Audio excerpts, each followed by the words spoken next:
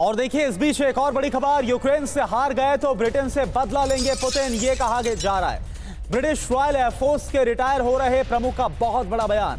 Putin स्वभाव से ही बदले की भावना वाले शख्स हैं, माइक विस्टन की तरफ से कहा गया। तो अब ये ऐसा क्यों कहा जा रहा है कि अगर पुतिन हारते हैं तो फिर टारगेट पर ब्रिटेन होगा? ये देखते हैं ब्रिटिश रॉयल एयरफोर्स के चीफ ने रिटायरमेंट से पहले कौन सी बड़ी बात कह दी है। पुतिन कर देंगे यूके का सर्वनाश, क्या बड़ी बातें हैं। पुतिन अगर यूक्रेन में हार गए तो ब्रिटेन को तबाह कर देंगे। पुतिन हार का बदला लिए बिना ब्रिटेन को नहीं छोड़ेंगे, यह भी कहा गया। ब्रिटेन और नाटो दोनों के लिए खतरा बन जाएंगे पुतिन।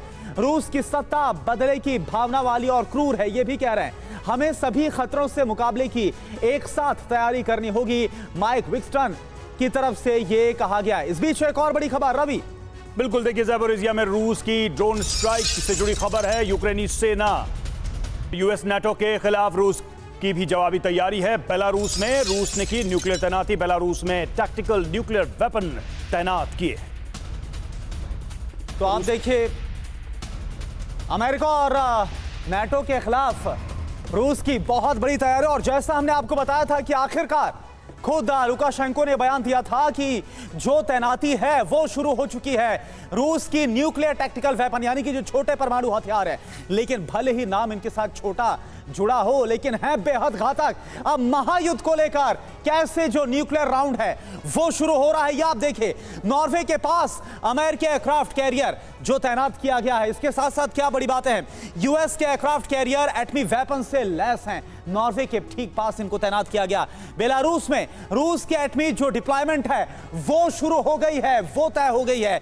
पश्चिम के खिलाफ रूस की बड़ी एटमी तैयारी, यानी अमेरिका और नाटो दोनों इस वक्त रूस के टारगेट पर है। रूस की अमेरिका को विश्व युद्ध वाली धमकी, और इस पर रिएक्शन मैं चाहूंगा द्विवेदी सर। हालांकि ये कहा गया कि काल्पनिक है, ऐसा कुछ होने वाला नहीं है, लेकिन हालात तो इसी तरफ बढ़ते हुए नजर आ रहे हैं कि कभी भी बड़ा न्यूक्लियर धमाका देखने को मिल सकता है।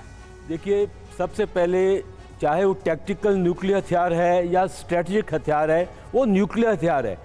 जब कोई भी हथियार इस्तेमाल होगा तो यानी कि न्यूक्लियर लड़ाई शुरू हो जाएगी, और वो एक बहुत ही नुकसानदायक होगी।